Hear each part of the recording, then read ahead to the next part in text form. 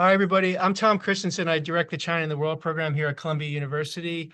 This is part of our speaker series. I believe it's our last talk of the semester. Is that correct, Daniel? So it is my tradition to start the session when it's the last talk of the semester by thanking Daniel Sahensky for his incredible administrative work, without which the program would not exist. Today we have a special guest, special because he's one of us. He was a China in the World Fellow in the past. Eyck Freymann comes to us from Stanford University, and he is at the Hoover Institution there. And he runs a program called Allied Coordination Working Group, which is designed to protect American interests, but also to try to preserve peace and stability during a period of U.S.-China strategic competition. He's also a non-resident fellow at SIPA's own Center for Global Energy Policy, what we fondly call CGEP at SIPA. And he is also at the Institute of Global Geoeconomics in Tokyo and the China Maritime Studies Institute at the U.S. Naval War College, where former fellow Andrew Erickson made his name. He's the author of several books, which is really shocking to me because he's quite young. He has a book today that he's presenting that I will show you, Defending Taiwan. It's very good. I read it on the train this morning. It's really worth a read. It covers a lot of important topics in a very comprehensive way. He's going to present that book today. He's also published a book, The Arsenal of Democracy, Technology, Industry, and Deterrence in an Age of Hard Choices, at the Hoover Institution at Stanford, and a book at Harvard University Press, One Belt, One Road, Chinese Power Meets the World. He's published in lots of journals, and I understand that he has a new book coming out on the strategic implications of climate change at Princeton University Press. I don't know how he does it, but I'm glad that he does. And he's here to talk to us today, and I'm grateful to you for doing that. I'm going to retreat to my original seat and give you the stage also, so you get two microphones. It's like a press conference. And here's your. Well, thank you, Tom. Thank you, Daniel. And thank you, all of you who showed up at what I know is a busy time of the academic year. I feel a little bit like Xi Jinping up here at the head of the table with my multiple microphones. But I hope that you will hear me loud and clear, and then I can turn the microphones on you. And I can hear you loud and clear as we have a conversation about these issues. I was asked to speak for 45 minutes. I think that's a horrendously long time for any author to speak. I'm going to try to keep it to 20, maybe 25 if I lose my discipline. And then we can have this be as interactive as possible. In particular, Tom, whose work I have learned so much from, and much of chapter 4 on the diplomatic nuances of how we have to handle the sensitive issue is cribbed from various things that Tom has written. And I want to hear him quiz me on that and whether there's anything in the analysis that he would push back on. Let me just say a few words about what this book is and how it came to be. This has been a project that's many years in the making, and it's not something that I could have done by myself. It benefited from an enormous amount of support, not least from the China and the World program, which gave me this year of freedom when I realized that I was banging my head against the wall with my dissertation and I needed a new project, as well as various co-authors who I've worked with over the years who have brought to bear their expertise and helped to teach me about some of these different functional issues discussed. The purpose of the book is to be a one-stop shop, a sort of grand unified theory of Taiwan deterrence, because too often we think of this issue as being solely a military issue, but it's not. China has a grand strategy to take Taiwan that involves leveraging every aspect of its national power, economic, political, and legal, and diplomatic, technological, not just military. And the United States has claimed at various points that it has a strategy of so-called integrated deterrence against China. And the idea is we see this issue as being more than military as well. We also recognize we need to leverage allies. We need to communicate our position effectively. We need to have a technology policy that acknowledges the reality that 90% of the world's advanced semiconductors and 99% of the very most advanced semiconductors come from Taiwan, and that we need to make all of these pieces fit together. Unfortunately for us, and especially under the current administration, which has gutted the National Security Council, integrated deterrence is more of a slogan than a practice. The goal of this book is to put the pieces together afresh based on looking at the pieces individually and thinking of how they combine across scenarios.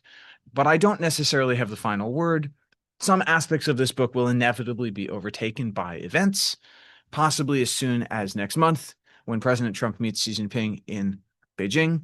So the overarching argument is that even if individual parts of the analysis are overtaken by events, the broader point stands, which is we need to better integrate these various tools of our national power into a broader concept for preventing war and preserving an honorable peace.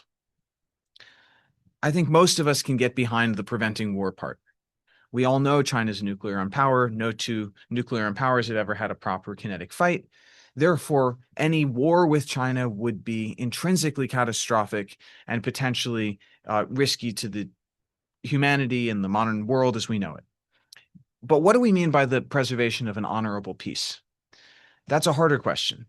It's a harder question because China has a vision for national rejuvenation, which Xi Jinping is determined to achieve by 2049, which he thinks, because he thinks he'll live to be 150, will be in his lifetime. And that encompasses the full rejuvenation of China's pride and power and glory across essentially every domain of human activity. The way that I like to explain it is when I go on the radio and so on, is I say China wants to win every gold medal in the Olympics and every silver and every bronze. And that is what national rejuvenation means to Xi Jinping. Taiwan plays a special role in this narrative of national restoration, in part because Taiwan's status has always, in China's eyes, been bound up in relations with the United States. It's the unfinished business of the Chinese Civil War, but it's also a symbol. The ongoing supposed division of China is a symbol of the United States standing in the way of China righting some historic wrongs. I think Beijing also recognizes that the process of how Taiwan's status is decided has implications that will ripple far beyond Taiwan. The character of how, if at all, China comes to be reunified, I said this in quotes, with the mainland, will determine whether the Indo-Pacific is free and open for navigation for all to use. It will determine whether the United States' commitments to its treaty allies remain credible. It will determine so much about the future of technology, supply chains, and the economic structures that bind this region together, and therefore world order. So for China, as Xi Jinping has said, taking Taiwan under mainland control is an essential prerequisite for national rejuvenation. So when we talk about an honorable peace, what does this mean? I begin the book by sketching out what I see as the relevant U.S. and PRC national interests at stake in this dispute. I think that there are many aspects of China's national rejuvenation which are entirely compatible with American national interests. The United States doesn't have a vital national interest, for example, in preventing China from becoming economically prosperous and globally respected, heavily involved in international institutions with a world-class military and so forth. But the United States does arguably have a vital national interest in preventing its Indo-Pacific alliance architecture falling apart by force or coercion.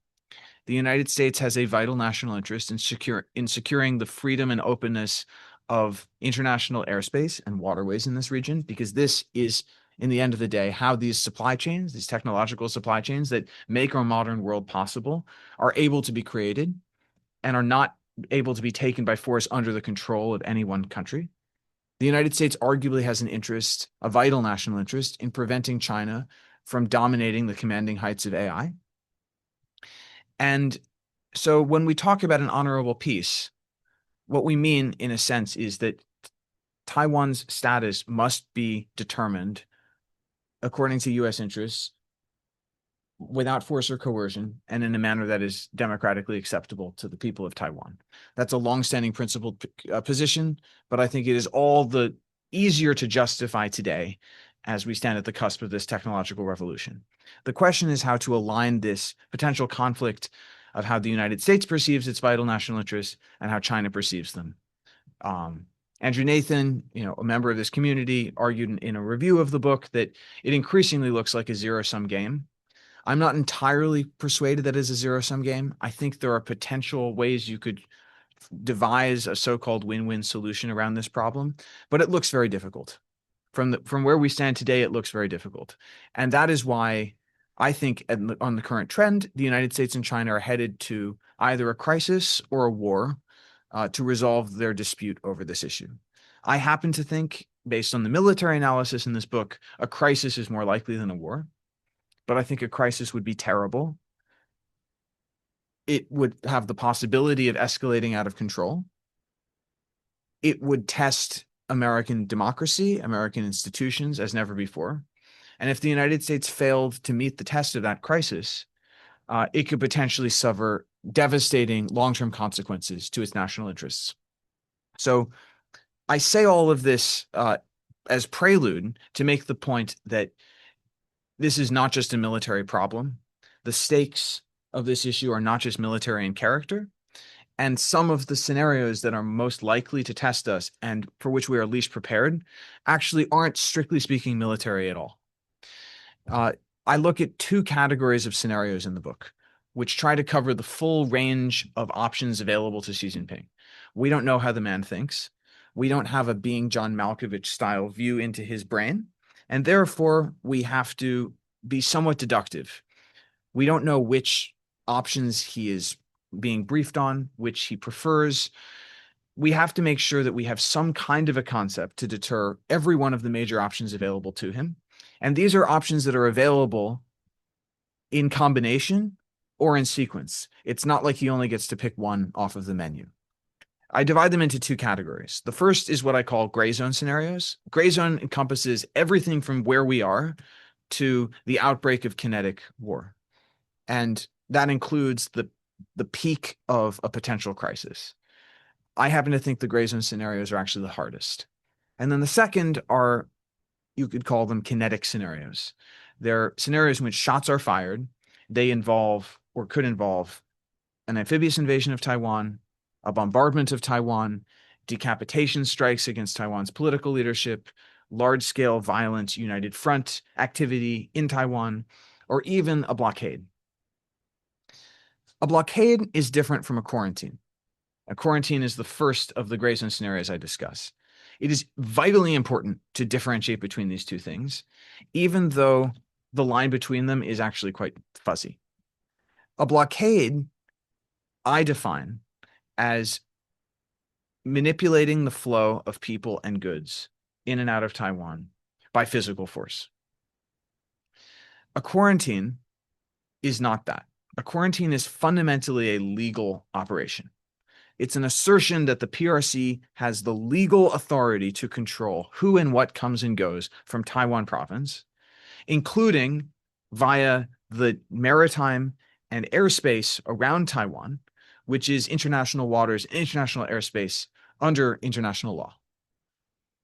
If Beijing is able to make this claim and enforce it successfully, which is to say, if Beijing makes this claim and FedEx respects it, and UPS respects it, and Maersk respects it, and MSC respects it, the companies, the shippers, by sea or by air that transport the people and stuff to and from Taiwan. This doesn't mean that the flows of energy or food or any of that is disrupted. All that it means is that these companies, these ships and these aircraft come and go from Taiwan with Beijing's blessing. And that blessing may be easy to get, or it may be harder to get. It depends on what Beijing wants. What matters is the principle of the matter. So that if Beijing says, for example, oh, terribly sorry, we don't want that plane that just took off from SFO to Taipei to fly direct because Eyck is on the plane. We want to ask him some questions. Could you please stop in Shanghai? The question is whether United Airlines will say yes. And if United Airlines says yes, and this becomes a normalized practice, then Taiwan no longer functionally controls its economic future.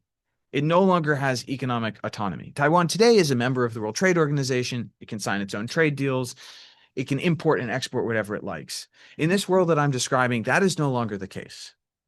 If that is established, Taiwan is checkmated, and the United States is checkmated, because how are we supposed to get the dual use equipment that Taiwan needs to make the weapons that it needs to fight onto Taiwan? How are we supposed to get the chips, which are export controlled, out of Taiwan without them falling under China's control? How are we supposed to get, if we want to, the TSMC engineers and their families and other assets in Taiwan that we may want to get out, or US military advisors to come in? This scenario is alarming because China could create it through many small steps rather than one big step. And therefore, any given day on the way to this scenario might feel not that different from any other day, not that different from yesterday. But if Beijing can do this and get away with it, it is a replicable playbook that need not stop with Taiwan. Because Beijing can then say, hypothetically, oh, South Korea, terribly sorry, we don't want you sending that high bandwidth memory, these chips that only South Korea can make, to the United States to be turned into advanced semiconductors in Arizona by TSMC. If China can do this and seize control of who and what moves through international waters in this region, it can effectively take economic control of our treaty allies without firing a shot. It can simply threaten to use force or law enforcement force against these vessels, and the private sector will just comply. This is one reason why Japan views this scenario as deeply, deeply, deeply disturbing. There's other ways that China can move against Taiwan in the gray zone. Another is mobilizing its forces for a potential invasion and seeing what happens, saying that it's an exercise, we're shaving down our operational warning from weeks to days, forcing the United States to decide, are we going to evacuate American citizens from Taiwan? That's a disaster. It's a hugely complex, challenging scenario for which we are not prepared. What do we do? Do we deploy forces into the region, which could risk escalation, tiring them out? Do we take political moves, sending senior people to Taiwan that could inflame China and make the situation worse? Do we make threats of sanctions or other economic warfare, which could terrify financial markets and start a financial crisis? This is an option, which essentially is tempting because they can do it. They do some version of this multiple times a year already under the guise of an exercise. The point of this discussion is to say there are a whole lot of choices that the United States will certainly face in the gray zone before the point of a kinetic invasion. And those decisions are often non-obvious because they have to do multiple things at once. Deter Beijing from escalating further, reassure Beijing that we're not flipping the table and escalating a situation up into a war, reassure Taiwan that it doesn't have to capitulate, and reassure financial markets that they don't have to panic, and also possibly mobilize our own people, the American voters, the allied citizens, who we would need to activate in order to respond effectively. The point is the political, the economic, the technological, the military components of this strategy are deeply tied up together in these gray zone scenarios. And most of the most important things we would have to do relate to what we would say, how we would communicate what we plan to do, not necessarily things that we do with our military. Oh, a few words on the amphibious invasion and blockade scenarios. China is doing literally everything that it would do if it intended to ready the PLA for an amphibious invasion of Taiwan. They are systematically building out, as far as I can tell, all of the key capabilities as fast as they can. As they continue to do so, the conventional military balance in some senses is tipping. If you draw a chart of China's Navy versus ours, or China's Air Force versus ours, or China's missile arsenal versus ours, the quantitative balance is tipping in China's direction relatively quickly in pretty much every area that you can count. Now, the United States has real qualitative advantages that are hard to measure. These are basically captured in this concept of C4ISR, or command and control, and communications, computers, intelligence, surveillance, and reconnaissance. Basically, the soft tissue, the networks of how the military sees and understands and communicates across a huge battle space. The United States has to keep pressing on these advantages, both the resilience and effectiveness of its own C4ISR, and then showing that it can hold China's C4ISR at risk. Because if the United States can't deliver its mass much more effectively against targets, it will be quantitatively overwhelmed. There's a few high-tech areas where the United States does seem to have advantages, some of them thanks to AI. And some of these new cyber capabilities in particular have been shown off in Iran. But the US also has technological advantages in space, where it's developing, thanks to Starlink, these incredible low Earth orbit constellations, which have been incredibly useful for C4ISR in Ukraine, and also undersea, because it still has the world's best attack submarines. Maintaining US leadership in these technological areas is really important, and that requires allied cooperation. But at some point, it does become necessary to build more stuff. And so part of this story is activating the defense industrial base and working with allies so we can make enough of the stuff that we need. And much of that has to do with tier 2, tier 3 inputs that you need to make a drone or make a missile, but not just to make 1 or 10 or 100 of them, but to make thousands. When it comes to the blockade scenario is very, very scary because in principle, China has abundant drones, naval mines, missiles that they can use to range Taiwan for very, very simply. They can deploy them all around Taiwan. And if they want to go medieval, they can just say, okay, fine, no one in or out. We're starving the civilian population. That is an option available to China at any point on the escalation ladder. I don't happen to think that that's a good opening move because it's so extreme. As an act of war against the civilian population, I think it would activate the United States and regional partners, including countries like South Korea, that would recognize the existential stakes for them. I think Taiwan wouldn't necessarily capitulate right away, although it's not clear. The United States may test such a blockade by trying to airlift in supplies. If you run the numbers, it's a very formidable task to airlift stuff in, but you could do stuff as a symbol, and the United States could potentially respond in equally extreme ways to China. Most importantly, I think China is not likely to start with a blockade because it would immediately trigger a massive global financial shock. Because this is back to the question of Taiwan's semiconductor fabs. If you disable these fabs at any point, and either side can do this, you cut off the flow of 90% of the advanced semiconductors to the world economy, you have an automatic recession and financial crisis. And that's even setting aside the risk of bilateral US-China economic war. So if you're China and you open with this move, you are opening with a massive economic shock that then mobilizes the world to push you to cut it out. It's much more tempting, I think, to engineer a scenario where the burden is on the United States to cause the economic shock. So what are the pillars of deterrence and how do we put them together? We'll start with politics. The core question in the gray zone, but also in more extreme scenarios, is how you show China the right balance of credible resolve and credible restraint. Resolve, which says, don't push us further because I mean it. Restraint, which says, if you don't push further, I won't either. And calibrating that messaging isn't easy. Fortunately, history has given us a slogan that allows us to do that effectively. That slogan is One China policy.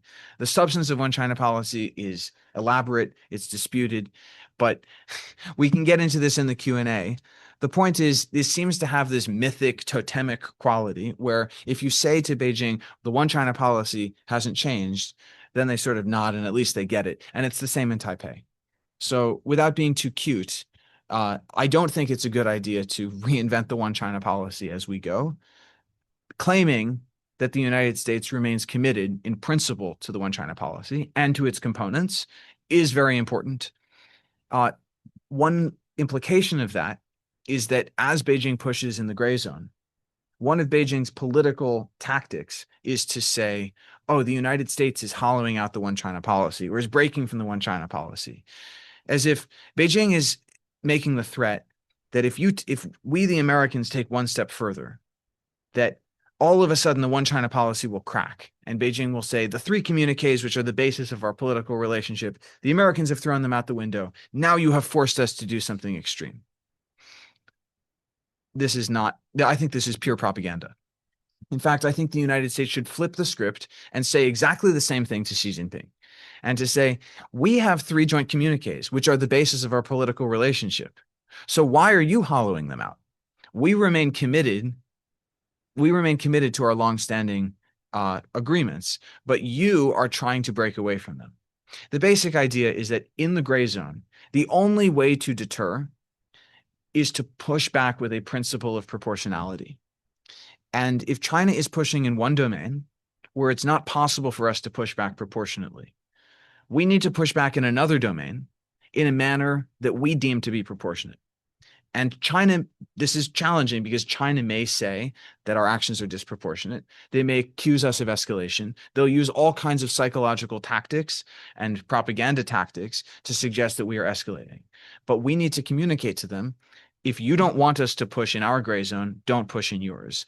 Only if we establish this principle of reciprocity and equilibrium can we deter him from just pushing infinitely in the gray zone and escalating things up into one of these crisis scenarios. Part of political deterrence, by the way, is also reassuring Taiwan. Using the term one China policy is helpful for that purpose, but there's a whole bunch else that we can do with Taiwan, from energy and technology partnerships to visas and educational exchanges. We should be doing that. And then the final part of political deterrence is we need to build our core coalition, because if we have to go to the brink with China, let alone to a war, we can't credibly do so without our regional friends. Japan is the big one, Australia too, but ideally the coalition should be larger. I think the UK has a vital interest in this, even if they may wish it to be otherwise. The UK financial system basically is HSBC and Standard Chartered, and these two banks, HSBC is the Hong Kong and Shanghai Bank of China. The purpose of these two banks essentially is to intermediate trade between China and the world. They are Hong Kong. If there's any kind of decoupling that takes place between the United States and China, if there's any kind of financial war between the United States and China, if supply chains in the Taiwan Strait are disrupted in any lasting way, this is a financial crisis in the UK. So the US and UK, partly because we are financially so intertwined, we have this common interest in preparing responsibly for these scenarios, and the UK deserves a seat at the table.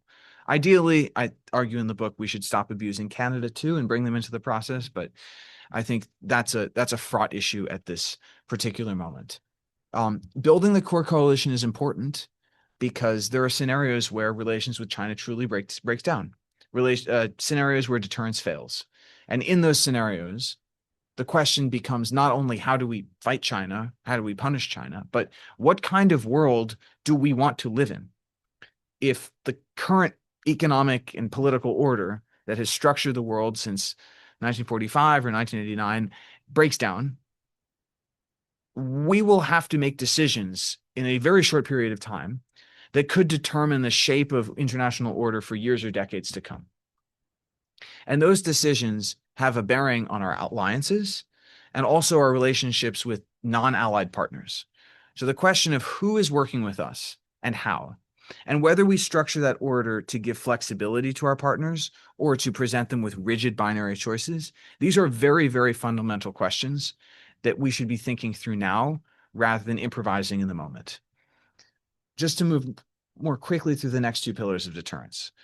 The military pillar basically says we should maintain the ability to defeat an amphibious invasion, and we should show, if we can, that we can defeat a blockade without escalation to nuclear force. But this is challenging. It involves a number of investments. They get a bit technical. Happy to go into that if you're interested.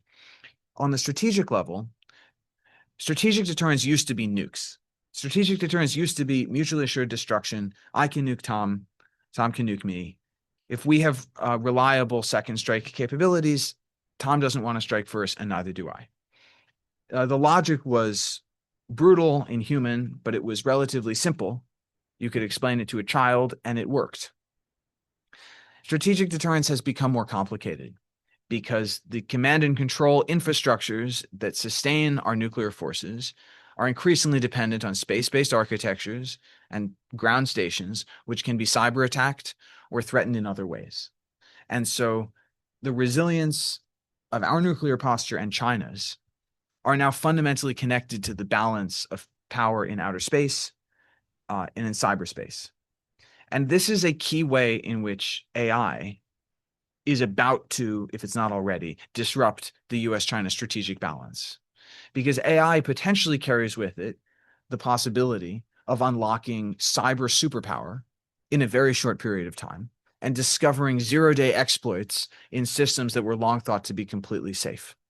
And we're seeing the first hints of this now with Claude Mythos, this new tool which supposedly has discovered hacks in all kinds of critical systems. At some point, I argue in the book, AI is going to become sufficiently integrated into how we do strategic deterrence, how we keep our own forces safe and how we hold the other forces at risk, that we will need a whole separate set of nuclear dialogues with China so that there's no misunderstandings, misperceptions. And we may at some point decide we have a mutual interest in calibrating our dependence on Taiwan semiconductors. It is probably too early to say anything about this with confidence, but we need to be aware that this could very, very quickly become an issue as AI becomes more capable. Final point is about economic deterrence. There's a temptation in the literature, and I can pass around this paper on day one about this. There's a temptation among people who talk about this stuff to think of a US-China economic divorce as being sort of curtains for the world. People who talk about it like economic mutually assured destruction scenario. The idea is if we just throw the sanctions playbook at China, the sanctions that we've used on Venezuela and Iran and Russia and North Korea, and we just throw them at China, that maybe China will just implode. The economic hit will be so large that they can't sustain it. And I think that that is not true. I think there is some possibility that China's banks collapse on day one if we do that. But I also think that it's curtains for us and for Japan and for the UK, as I've explained, and many of our other partners. And if you can't completely destroy China on day one with this economic nuke, then the question becomes, can you outlast them in an attritional struggle of who can bear economic pain for longer? And I would argue that we as a democracy, at the head of a coalition of democracies, do not have an advantage over China in a prolonged test of economic pain. So while it's all well and good to show that we have these sanctions tools that in theory, in extreme situations, are available, brandishing them doesn't necessarily improve deterrence. In fact, it could weaken deterrence because it could suggest we don't really understand the implications of these tools for ourselves, or worse, we're bluffing. So a better way to think about economic deterrence is not about maxing out on punishment, but about thinking realistically about what the American people would probably want in a crisis, particularly a crisis where Taiwan's semiconductor fabs are taken offline, so there was already a recession. Suppose something like that happened, and American leaders said, we actually don't want to make a bad situation even worse. What are the options available to us? And the final chapter of the book puts forward an idea called avalanche decoupling, which I developed with a British colleague named Hugo Bromley. And the idea of avalanche decoupling is don't blow everything up on day one, but show China instead that we could use a Taiwan crisis as a catalyzing event to set in motion a process that would transform the global economy over time in a manner that served our own interests and just happened to hurt China. In other words, that we wouldn't in a crisis subordinate all of our other economic interests, our interest in avoiding a Great Depression, our interest in breaking all the critical supply chains of medicines, our interest in protecting the role of the dollar, our interest in protecting our allies from predation, that we wouldn't just subordinate all of those and max out on punishment, but actually we would say, what is the best strategy for preserving our own economic interests and setting up an economic system in the world that will work for us, even if this goes for a month or a year or 10 years or 50. And the way to think about that is not that you can design a perfect plan and put it in a desk drawer and then take it out in the event, and that's what you do. But you can start to reason through the principles, the guiding, overarching ideas of what you would want the world economy to look like if China crosses our red lines and we decide we need to decouple from China 10% or 30% or 90% because our interests demand it. And the principles that I put out are, first, don't break all the supply chains on day one. Second, try to make the global economic crisis that follows better rather than worse by doing central bank intervention, basically dealing with it like we dealt with COVID. And then finally working together with allies to break these dependencies as fast as possible. And the claim is maxing out on punishment with China is one option, but we also have to show that we have a strategy, which I happen to think is way more politically attractive and realistic, which would not max out on punishment on day one, but would max out on all of our other key interests. And we can talk a bit, if you like, about how that would work. So I'm going to pause there. We've covered a lot of ground. We can dig into any of this that is interesting to you. And I'm curious, Tom, if you have any reactions to kick us off. Yeah, I have to take a microphone. We're online. I have to use the mic. Thanks so much, Ike. That was a really concise presentation about a very comprehensive book. I'm impressed by the book, and I'm impressed by your presentation about the book. One of my questions is about the title. It's one of the many books where I thought the book was leading in a somewhat different direction than the title suggested, because the title sounds like a military plan for driving Chinese troops off Taiwan beaches. And there's some of that in there. But the book is really about coercive diplomacy and preventing a war in the first place. So it's really about deterring the PRC, not defending Taiwan. I know that's kind of nitpicky, but it's not nitpicky because it's a philosophical difference between some works on cross-strait conflicts, potential conflict, and yours. But along the same lines, we can't talk about anything classified, and you keep pointing out in the book that the capabilities may or may not exist, and I appreciate your reference to that for the reader. But I'm just wondering, from a philosophical perspective, some of the capabilities that might be most useful in an actual conflict may be capabilities that you only unleash when the conflict starts, because it's surprising to the adversary. It becomes crippling to the adversary because they never expected to be hit with this capability. But those types of capabilities you can't deter with, as we know from Dr. Strangelove, right? You can't, if you have a doomsday machine, you have to let the other side know if you're going to prevent a war, right? So I just wonder whether you think all of the capabilities available to the United States, its allies and partners in countering China should be made transparent to the Chinese government. And that's question one.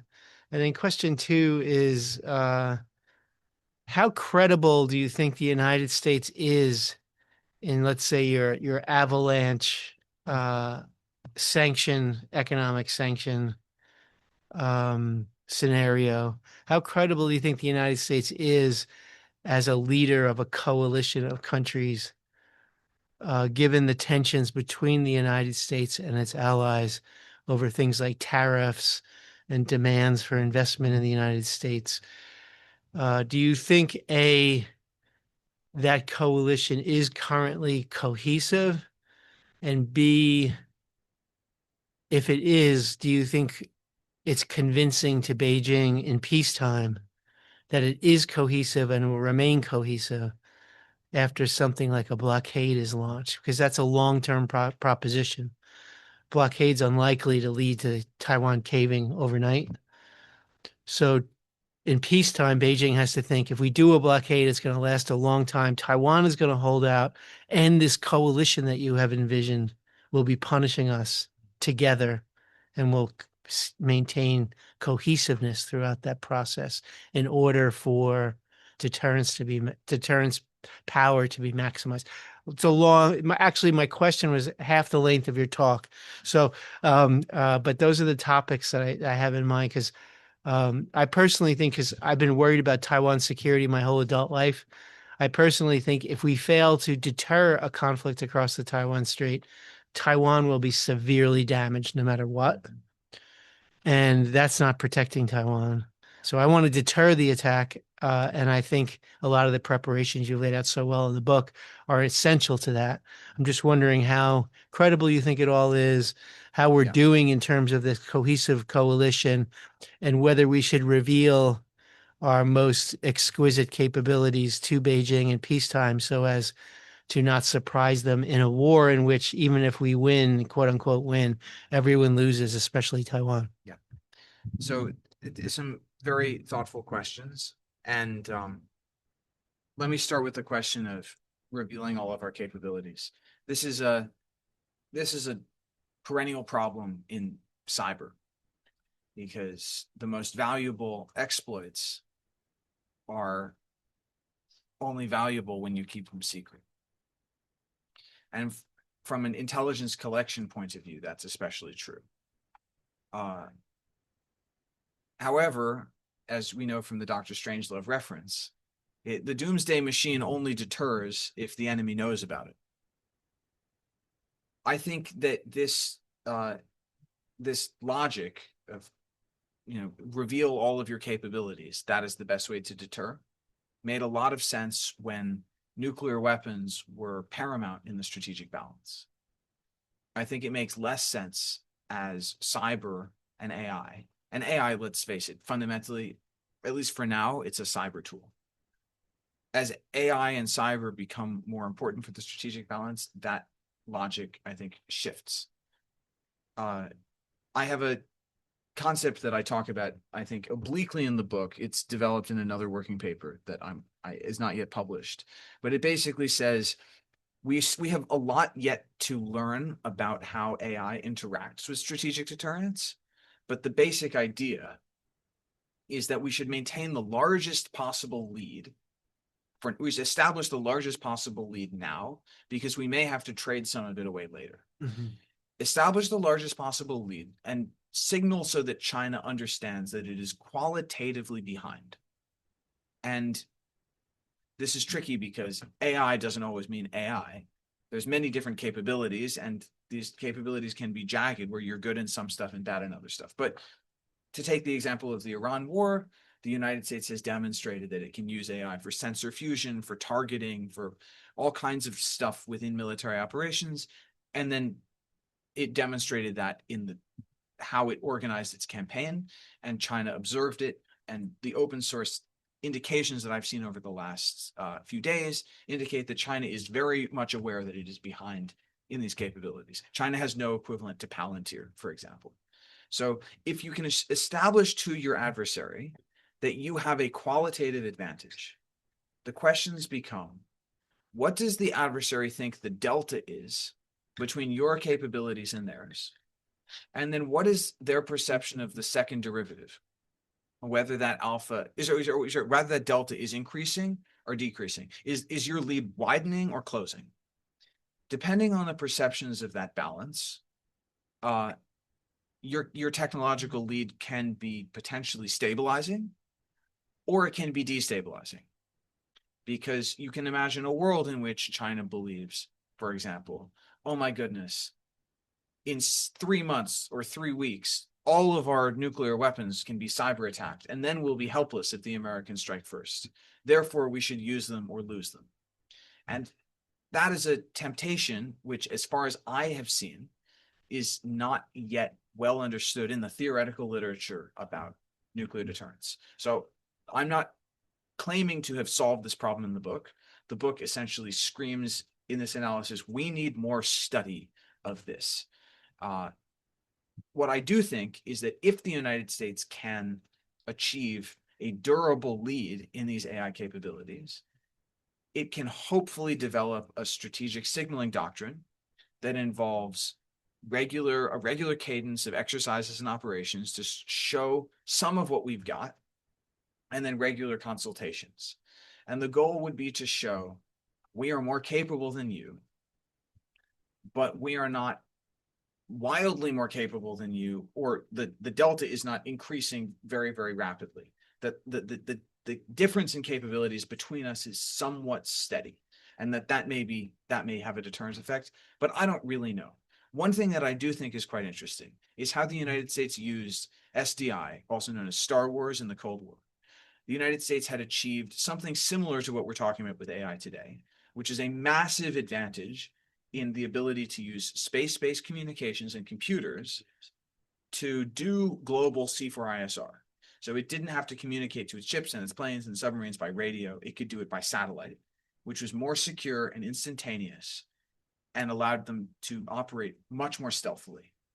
And as a result, the United States could do these operations, particularly in the Arctic, where they could zoom around near Russia's most sensitive nuclear places and show that they could evade detection for long enough to kill Russia's nuclear-bearing submarines and other assets if they wanted to.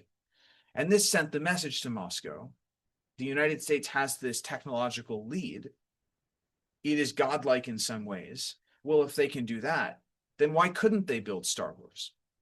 And it was because the Russians knew they were qualitatively behind that Reagan's claim to have this missile defense system that didn't yet exist was perceived as credible. And no one but them took it seriously. Yeah, only the Soviets took it seriously. So there are lessons, I think, in that, but I think this is not something that I will solve. This is something that the specialists in these subjects will solve. And then your next question was about avalanche decoupling's political credibility. And it's true. It's much less credible politically than it was when we wrote On Day One in the fall of 2024. Yeah. That was late Biden. And in a potential Harris administration, I think with a functioning National Security Council, I think it would have been much more plausible to see something like that. However, even in this current administration, where the United States is abusing its allies as it has, the fact remains that if deterrence collapses against China, there's a whole bunch of stuff that we would have to do because reality would intrude. And we would have national interests that would have to be addressed immediately. I take the example of the financial crisis. If the United States slammed China with sanctions and the UK has a financial crisis, and that means Wall Street has a financial crisis, then this is something that affects us via our allies, even if the allies are relatively harder hit. If the United States breaks supply chains with China such that South Korea has a 20% GDP downturn, and our alliance with South Korea starts to buckle, and South Korea, out of desperation, says, well, we won't provide you with the following things unless you give us some sanctions relief, then South Korea has a vote. Our allies on whom we would depend for basing, for access and overflight, for all of these other things in the crisis, not least for decoupling to break the critical supply chains. If China cuts us off from medicines, for example, we may need help from India, which can actually do that stuff if we can't do it here. And if India can bring on the supply in 3 months versus we can do it in 2 years, we will need to work with India. India will be in a position to dictate terms. Basically, what I'm saying is, in a world in which great powers go to economic war, the countries on the sidelines, the neutrals, have agency because they can do business with both sides. They can align with both sides. And if one of the fighting great powers abuses the neutrals just get pushed in the other direction. Historically, this is a pattern. And the neutral community in a US-China conflict would be more diverse, like just more sovereign members of that community, more geographically diverse, and a larger share of global GDP than in any major great power war in history. So I think that means that other countries would have a lot of leverage. Let me give you an example. Let's say the United States has a break with China, and we say, okay, in the interest of our national security, we can no longer accept Chinese semiconductors into the United States because these things can be engineered to go boom when China says so. Like they can be remotely activated as listening devices or as explosives or something. Like we obviously can't do this. How do we secure, as a matter of national security, the US border against Chinese chips? Well, unless Mexico is willing to work with us on that, it can't be done. Because pretty much everything industrial that's made in the United States has part of it made in Mexico. And Mexico has a relationship with China. And if Mexico says, okay, we won't buy from China, but we'll buy from Brazil. Well, if chips are coming from China and the Brazilians are writing made in Brazil and sending them to Mexico, who are sending them to us, then we're buying Chinese chips via Brazil, via Mexico. So in any world in which the United States and China are divorcing, even 5%, even 10%, if we actually seriously, no joke, have to decouple in those areas, this requires a global concept for how you enforce rules of origin, how you prevent Mexico from transshipping your NVIDIA chips to Brazil, to India, to Vietnam, whatever, to China, and then how you prevent things that you don't want to travel in the other direction from doing so. And part of this is a capacity problem, and part of it is an incentives problem. A whole lot of countries, particularly developing countries, just don't have the capacity to see what crosses their borders. I mean, countries like Malaysia, Vietnam, the scale of trade relative to their GDP, relative to the capacity of their state. I mean, we have just designed global supply chains for 40 years to basically just wave stuff across borders. Like, the people don't exist to inspect this cargo. The machines don't exist. None of the ecosystem exists. Establishing this ecosystem is going to take years. But what's the alternative? If the United States is decoupling from China, we're happy to trade 90% of our relationship with China, but there's 10% that we actually seriously have to decouple. How are we going to be able to trade that stuff with Mexico, with Brazil, with Europe, with India, with Southeast Asia, unless these countries build the capacity and then have the incentive to use it and be honest with us about what they're doing? So that's part of what avalanche decoupling is about. It's how the United States, in an extreme case, could break its dependencies, its most critical dependencies on China, without decoupling from the entire global economy. And if you don't have a concept for how you restructure the whole global economy, your vision is either we just let China get away with it, or we become an island, an economic island, and China dominates the entire rest of the global economy, including AI, which doesn't work for the United States either. So if you actually think through the implications of these alternatives, there really only is one serious solution, which is some kind of opt-in, opt-out structure for the global economy, where every country gets to choose what it wants to do with China and what it wants to do with the United States. And we are not putting a gun to any country's head and saying, this you have to do with us, or this you have to do with China. But if you want to have a relationship with the United States, insofar as you want to have that relationship, there's conditions. And the most important condition is you have to be honest with us about what of our stuff you're reselling to China and what of China's stuff you're reselling to us. That is the minimum bar. And you have to build some kind of architecture to make that work in a way that's not setting up a multilateral organization that's going to have judicial power over the United States, but some kind of intergovernmental coordinating thing. And that it's just for consultation and the sharing of data. And then you work things out one at a time with other countries or in groups. I don't think there's any other way to organize the world economy. But everything you just said sounds really, really hard to establish. To get the Mexicans to have the regulatory capacity to even do this, and then for them to choose to do it. So I guess I get back to my question. Will Beijing in peacetime, when it's thinking about using force, believe that the United States can run such a complex system out of Washington? I have no and idea. All the capacity of all these other countries I have no to idea. play their roles with I have the United no States? idea. I worry that they're going to think, I'm going to get away with it. And maybe they'll be wrong. Maybe necessity will be the mother of invention, and all these countries will do what you want them to do, but it may be too late for Taiwan.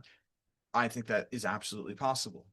But the stakes of this go beyond Taiwan. Yeah. Because if deterrence fails, if China reveals itself to be a rogue actor that's willing to change the rules of the game in this region by force, and we let it slide with Taiwan, there will be another test after that. Yeah. Because China's next step will be to go after the US alliance structure. And that may be the Philippines, it may be Australia, but the test will come. And sooner or later, the question will be asked, can we continue to rely on China to supply critical dependencies for our economy? And if so, if there's a certain number of things that we actually, as a matter of urgent national security, needs to decouple, and how do we do it? And to what extent is this credible to Beijing? I have no idea. Less credible today than before. But If we're not talking about it at all, Yeah. then we're revealing we really don't know what we're doing. So the only way to deter is to start having conversations like this, where we grapple with the scope of what this would involve. And we take seriously the fact that it cannot be done through a tweet or through the policies of one administration, that this requires Congress because it requires policy that is continuous and consistent. But also to understand that this is not, well, what I've described as an enormous thing. Mm-hmm. It can also be an opportunity. Because what we're talking about here is an opportunity to think from a blank piece of paper what the United States and our partners want the world economy to look like. You know, imagine a world where China didn't act like a monopolist, where China didn't do this predatory stuff with its currency, with dumping, with intellectual property theft, in which we could bring back industries that we lost decades ago because of bad policy decisions. And we could revitalize communities that have been hollowed out by that. And we could build a new coalition of partners. And each of those partners, unlike in this post-Cold War moment where everyone had to have most favored nation status and basically throw open the gates to their economy, countries could choose their own pathways to development. And you could have an opt-in, opt-out system so every country could have control over its economic future.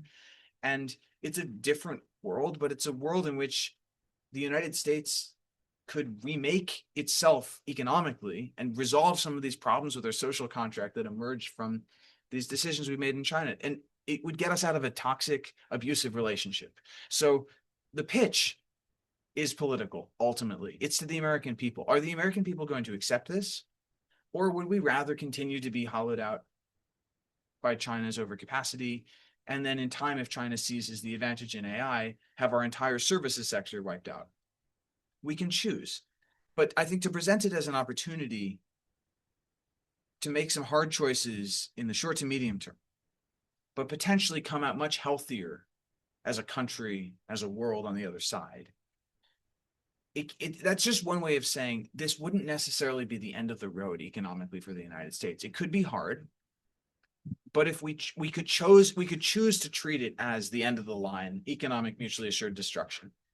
We can also choose to treat it as we're going to pretend like it never happened and we'll just quietly let China win. Or we can choose it as an opportunity for a reset and start to have the conversations that could build the bipartisan basis for that if the moment of choice comes. But we will not be able to choose in advance. That's not how history works. History will or will not present us with the choice, and then we will make our leaders will make that choice very quickly. And then for years to come, we will live with the consequences.